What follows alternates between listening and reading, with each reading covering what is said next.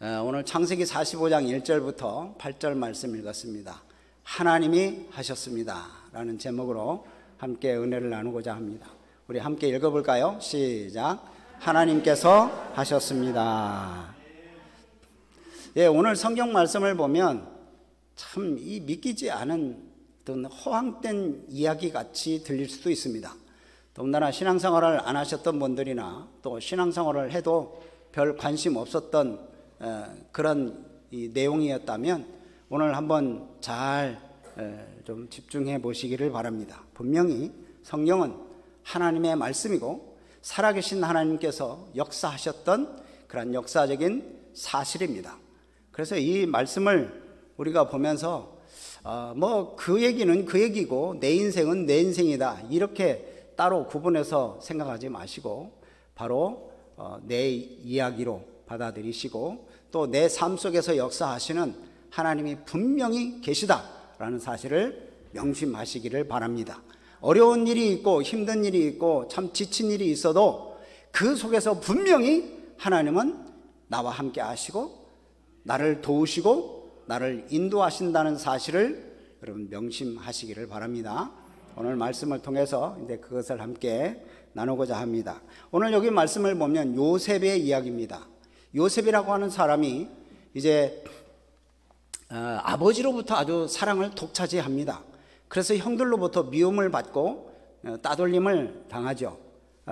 그래서 이제 그런 상황 속에서 요셉은 너무도 정직하고 깨끗하게 살았기 때문에 형들의 잘못된 것들이 보이면 바로 아버지에게 고자질을 했어요. 형들이 더 싫어하죠. 그런 다음에 이제 또 요셉이 꿈을 꿨는데 꿈 이야기를 하니까 이 형들이 더 싫어합니다. 왜냐? 그 꿈 이야기는 자기들 형들이 요셉 이 동생에게 자기들이 절을 하는 그런 꿈이에요. 그 꿈 이야기를 하니까 이 형들이 아주 결국은 이 요셉을 팔아버리는 겁니다. 그 노예로 팔아버려요. 세상에 자기 동생을 노예로 팔아버리는 이런 악행이 어디 있습니까? 그래서 이제 이 요셉은 노예로 팔려가서 애굽, 지금으로 말하면 이집트에 가가지고 이제 노예 생활을 하는 거예요. 근데 노예 생활을 하는 것도 서러운데 그곳에서 누명을 씌우고 또 감옥에 갇히고 그런 생활들을 합니다. 여러분 얼마나 힘들겠어요. 얼마나 형들이 참 미웠겠어요. 근데도 여기 성경 말씀 보면 요셉이 형들을 미워했다는 말이 없어요. 참 그러고 보면 요셉이 예수님의 그림자다라고 하는 말이 옳은 말인 것 같습니다. 그렇게 누명을 쓰고 감옥에 갇혔지만 그러나 하나님께서 그에게 회복의 은혜를 주십니다. 꿈을 해석할 수 있는 능력을 주셔요.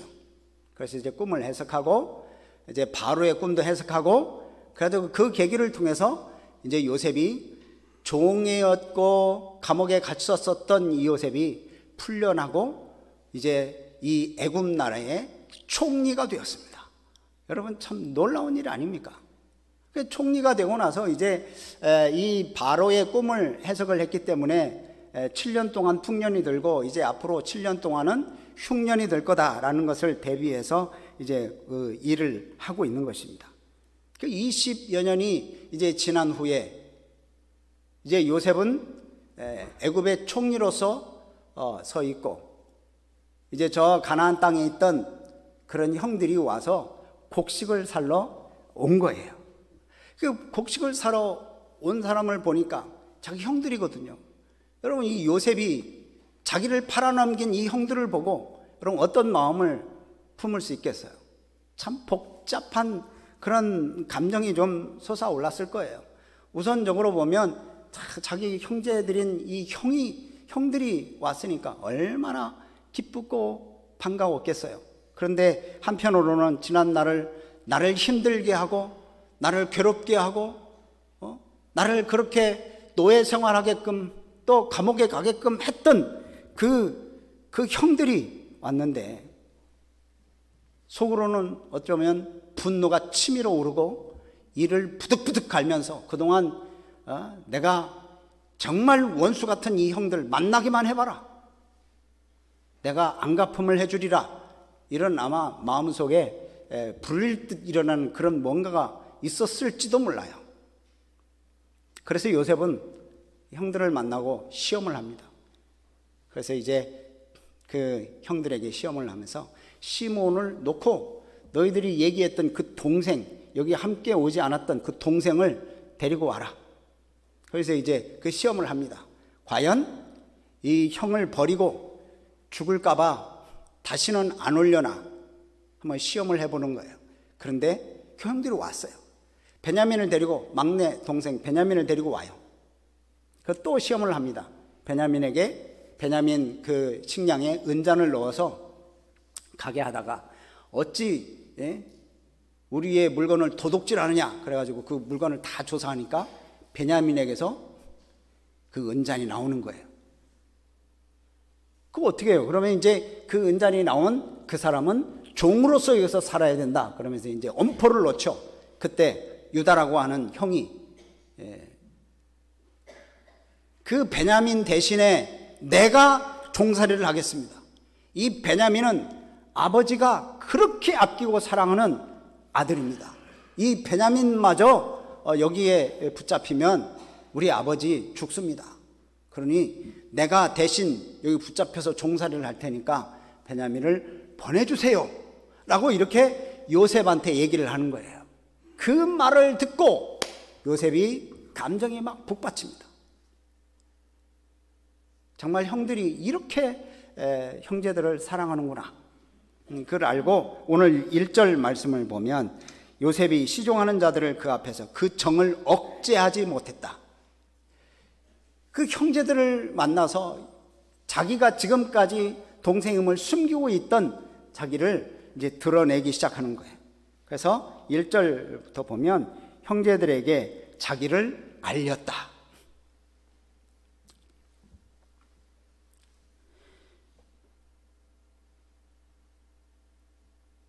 요셉은 이제 형제들에게 애굽의 노예로 팔려왔던 불행한 과거,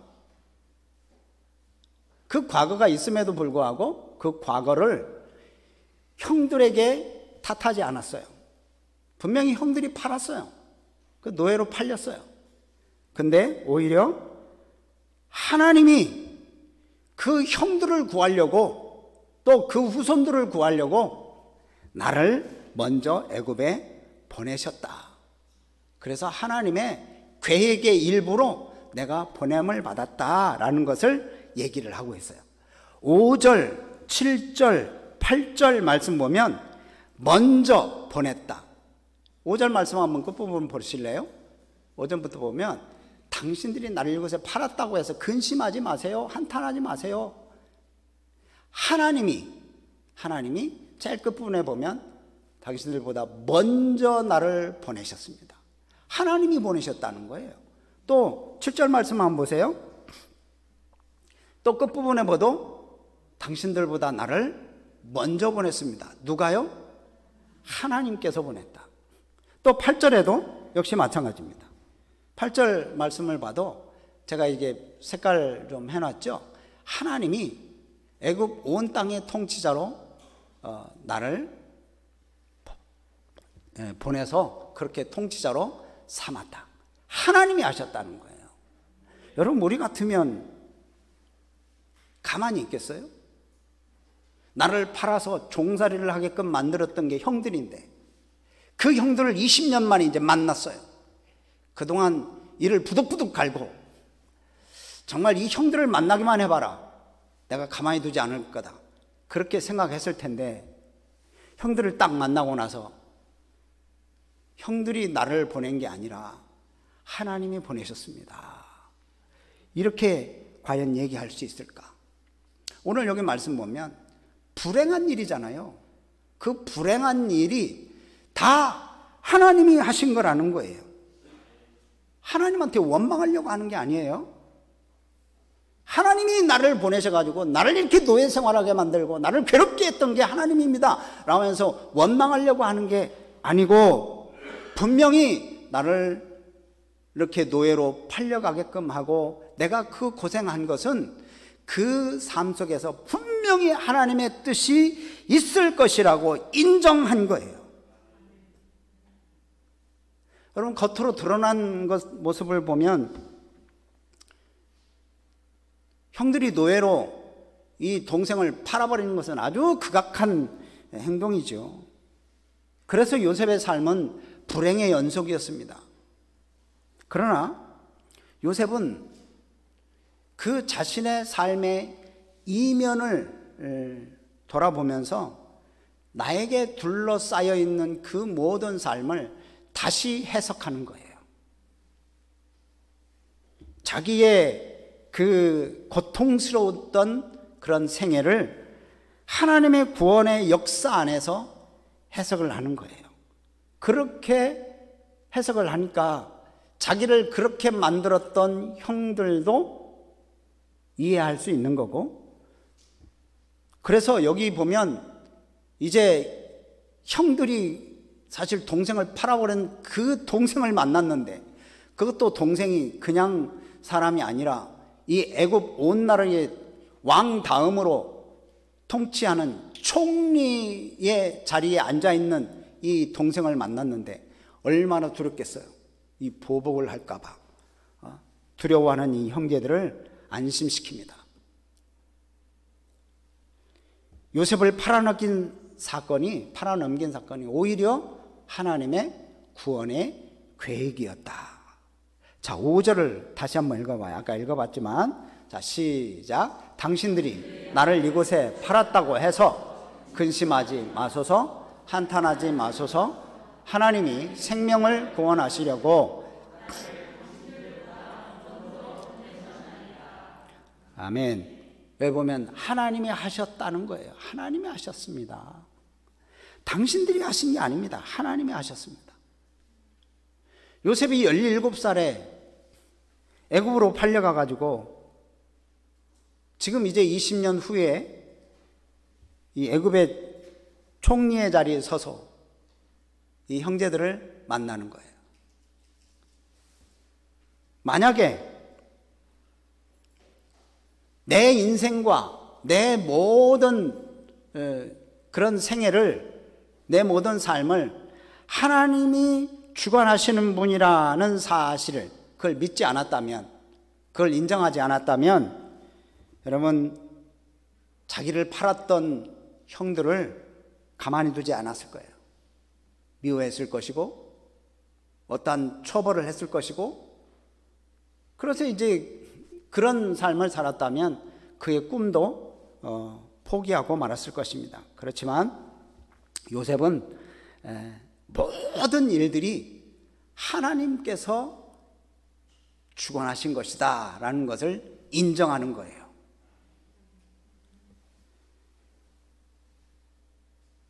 그렇기 때문에 자기를 팔아넘겼던 형들을 용서할 수 있었고, 그 꿈 역시 이룰 수 있었던 거예요. 우리들도 이렇게 살아가다 보면 누구나 아픈 상처도 있고, 그것 때문에 많은 눈물들도 있었을 것입니다. 누군가에 의해서 상처를 받기도 하고, 내가 누군가에게 상처를 주기도 합니다. 근데 나에게 상처를 준 사람을 용서하는 거 굉장히 힘듭니다. 여러분, 쉽습니까? 나의 원수 같은, 나한테 상처를 준 그 사람을 용서하는 거 굉장히 힘들어요. 아픔의 크기, 또 상처의 깊이 다 다르지만 다 자기가 당했던 일이 제일 큰 것 같아요. 그래서 도저히 용서할 수 없을 것 같아요. 근데 이 용서는 두 가지 측면이 있습니다. 한 가지는 나에게 피해준 사람을 놓아주는 거예요. 나에게 피해준 사람을 놓아주는 측면이고, 다른 하나는 내가 그 고통으로부터 벗어나는 거예요. 자유롭게 되는 거예요. 근데 우리는 한 가지 측면만 생각합니다. 내가 용서해 주는 것은 다른 사람을 놓아주는 거다. 그것만 생각하지 나를 위한 것이라는 것을 생각하지를 못해요. 그러니까 상대방만 놓아주는 거라고 생각하니까 나는 미움은 그대로 있고 나는 계속 거기에 사로잡혀 있고 상대방만 놓아준다고 생각하니까 내가 손해본다고만 생각하죠. 용서해주면 내가 손해본다. 그래서 이제 용서를 잘 안 하는 거예요. 근데 사실 용서는 가해자를 위한 것이기라기보다는 바로 나 자신을 위한 것이라고 보시면 됩니다.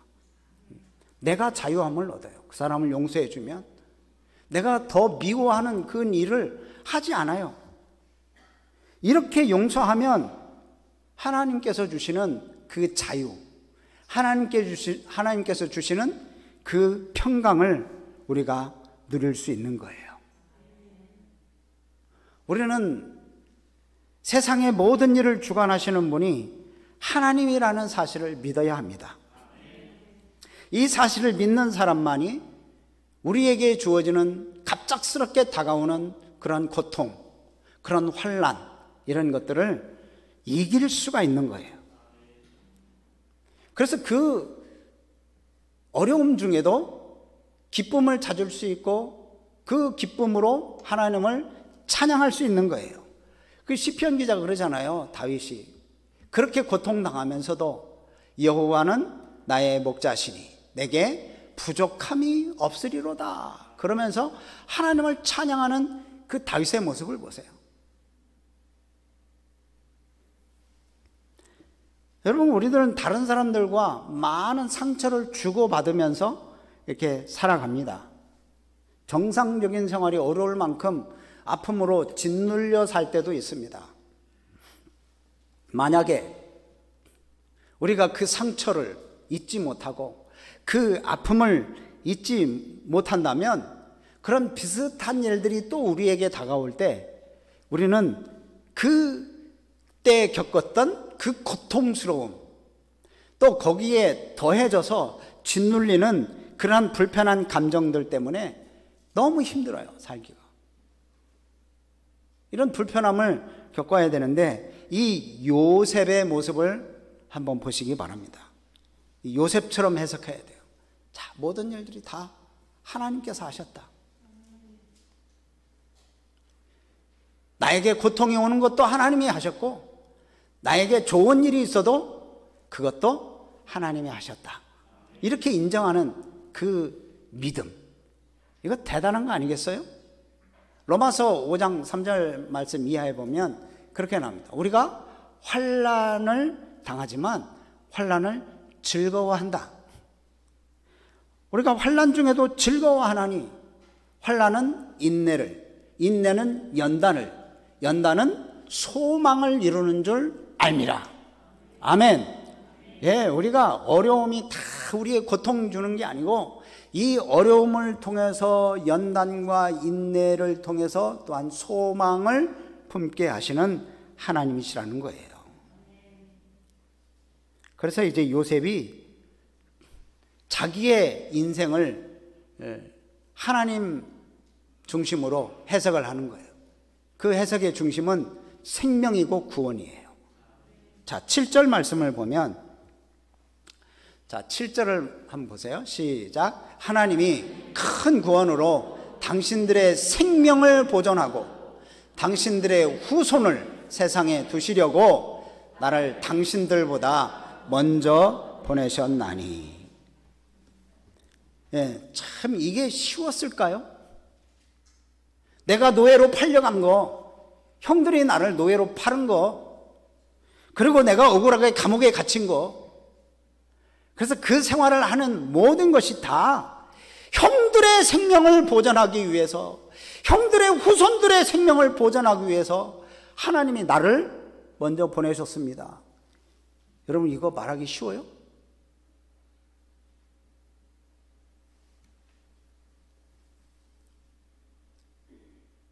저는 말이 안 나와요. 이렇게 과연 할 수 있을까? 내가 20년 동안 일을 갈고 형들이 나를 팔어? 내가 이 고생을 해? 내가 누구 때문에 이 고생을 하는데? 근데 여기 보니까 그런 마음은 하나도 없어요. 나를 먼저 애굽에 이렇게 팔려가고 내가 지금 애굽에서 이렇게 종살이를 하고 살았던 것이 누구를 위한 거라고요? 형들의 생명, 또 형들의 자손들의 후손들의 생명을 지켜주기 위해서 하나님이 나를 먼저 보내셨다. 참 하나님의 시각으로 바라보지 않으면 도저히 결론을 낼 수 없는 그런 결론을 요셉이 결론을 내리고 있어요. 다 하나님이 하셨다는 거예요. 하나님이 하셨다. 그래서 자기는 하나님이 계획한 그런 계획 속에 그냥 보냄을 받은 자라는 거예요. 그래서 이런 면을 볼 때 제가 처음에도 말씀드렸지만 이 요셉은 예수님을 예표하는 사람, 예수님의 그림자 같은 사람이에요. 여러분 예수님도 그랬잖아요. 예수님도 제자들에게 팔려요. 제자에게 팔려가지고 예수님이 십자가에 죽으십니다. 십자가에 죽으시면서 제자들을 원망하지 않으십니다. 십자가에 죽으시면서 모든 우리 오고 오는 모든 인류의 죄의 문제를 예수님이 다 해결해 주십니다. 십자가에 죽으시기 전에도 내 뜻대로 마시고 아버지 원대로 되기를 원합니다. 그래서 하나님의 뜻대로 되는 것을 좋아하시는 분이 예수님이세요. 근데 여기 요셉을 보세요. 요셉도 보면 이게 다 하나님의 뜻이었다.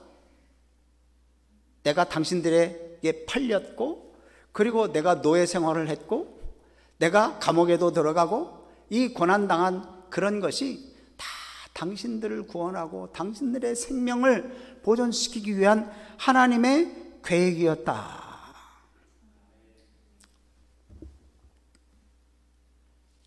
여러분, 이렇게 요셉처럼 오직 하나님만을 내 인생의 주인으로, 내 삶의 주관자로 여긴다면 우리는 늘 감사할 수밖에 없어요. 우리들도 이 요셉처럼 혹 삶 속에서 정말 괴로움, 눈물의 사건들이 많이 있을 수도 있습니다.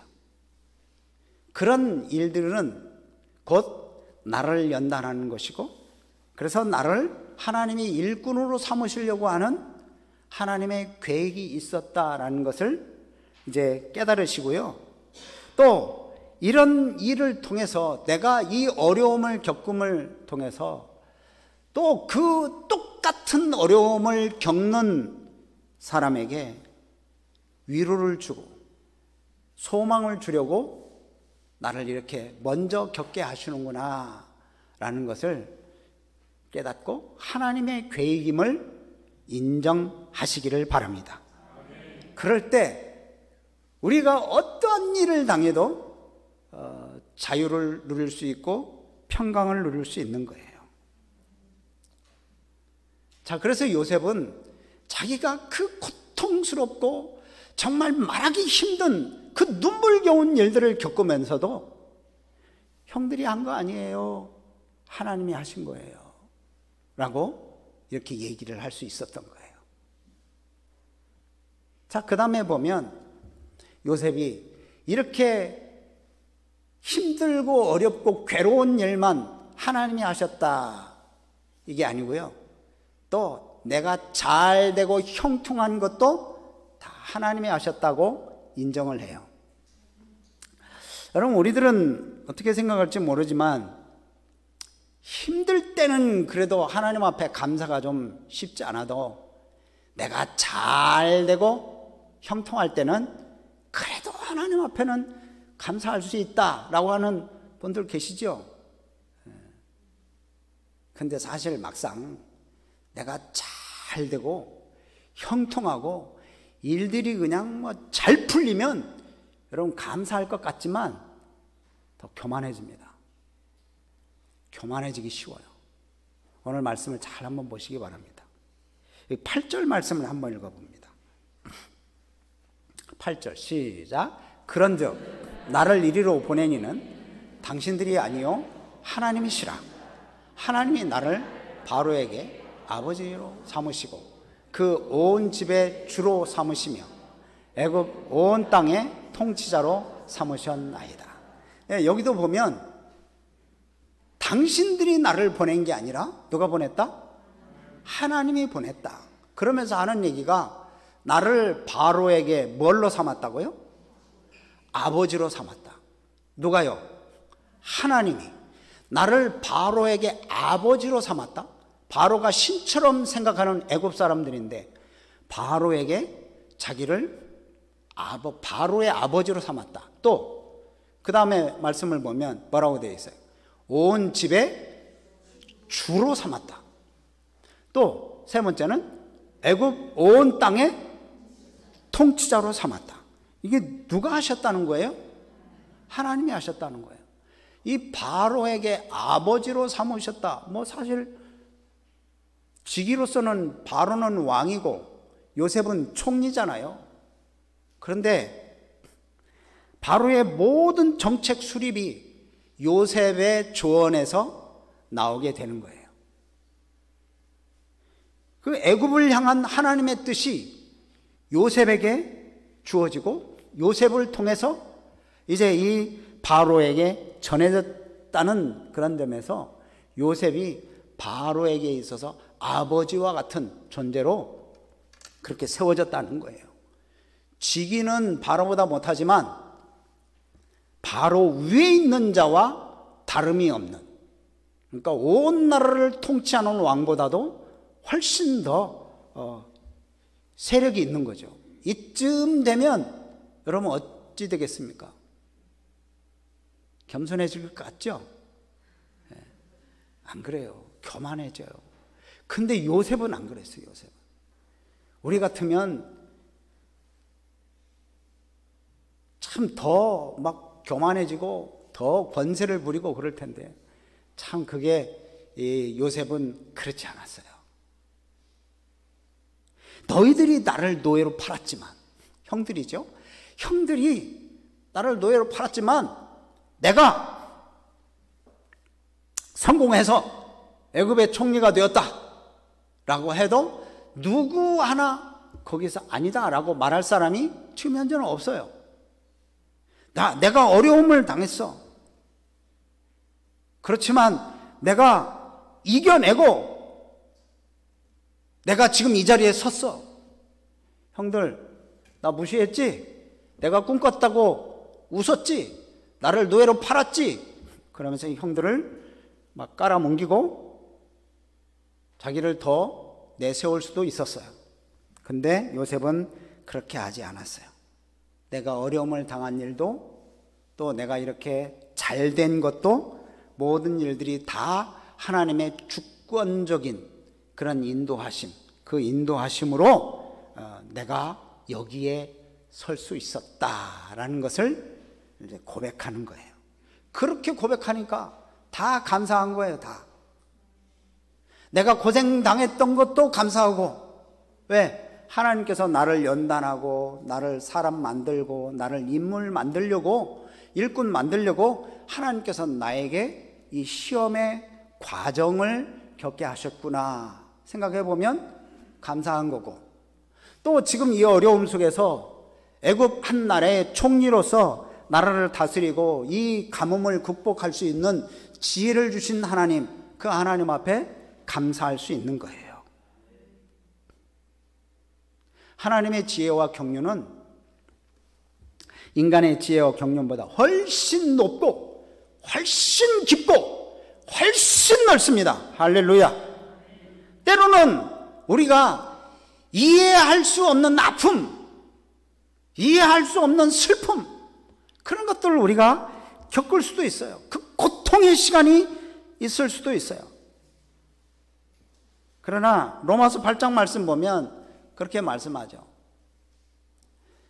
하나님을 사랑하시는 자, 곧 그의 뜻대로 부르심을 입은 자들에게는 모든 것이 합력하여 뭐를 이룬다? 선을 이루느니라. 아멘. 예. 하나님을 사랑하시는 자, 하나님의 뜻대로 부르심을 받은 자들은 모든 것이 다 합력하여 선을 이루고 정말 좋은 열매를 맺게 하시는 하나님의 놀라운 역사가 있다는 거예요.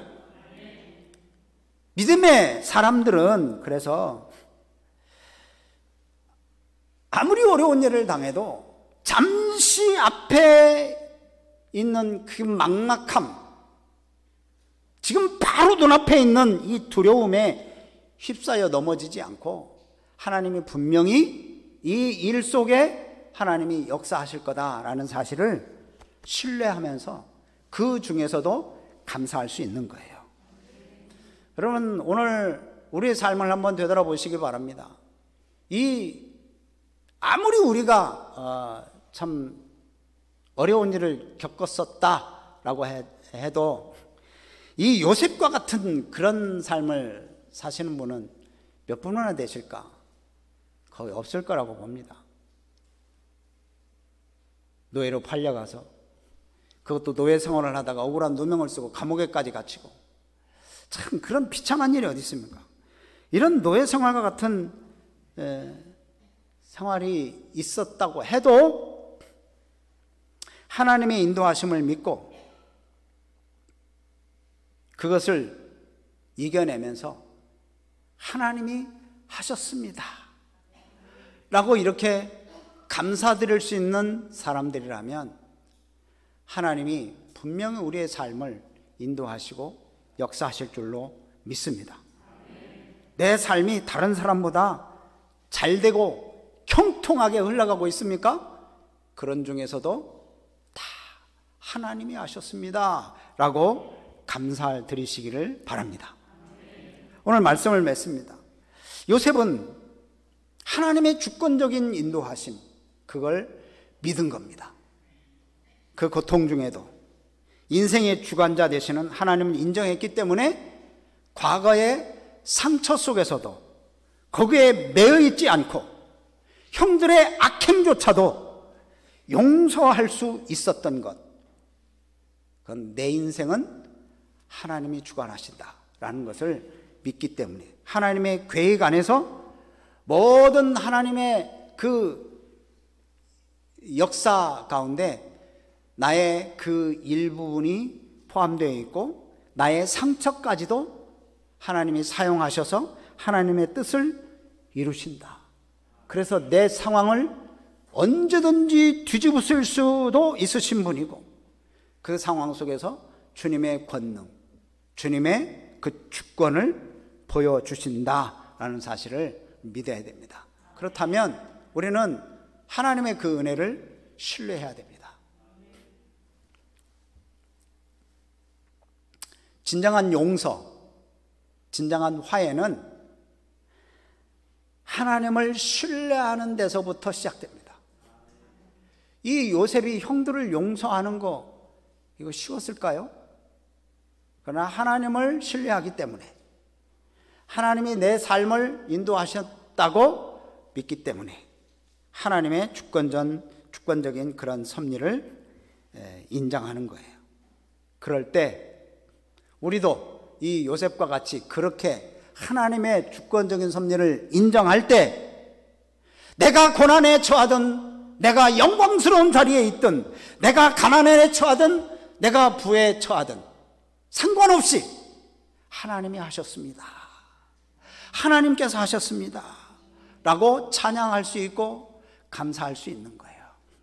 한 해 동안 우리를 지켜주신 하나님을 여러분 보시기를 바랍니다.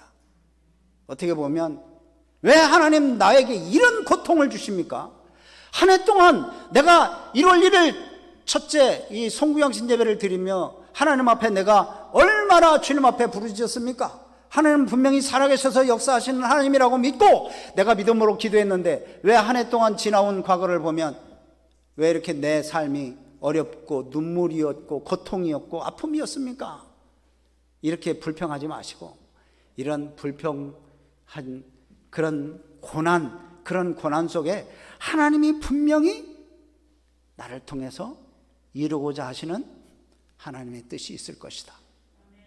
그러면서 미리 감사하시는 우리 성도님들 되시기를 바라고 그렇게 미리 감사하면서 나아갈 때 우리들에게 풍성한 삶도 주시고 또 되돌아보면 감사할 조건들이 너무 많다면 진심으로 감사를 드리는 거죠. 그럴 때 우리는 겸손한 삶을 살 수 있어요. 내가 가지고 있다고 큰 소리 치는 게 아니라 이 요셉처럼 더 낮아지고 더 품고 더 용서하고 끌어안을 수 있는 그러한 넉넉한 믿음의 소유자들이 되시기를 주의 이름으로 축복합니다. 아멘.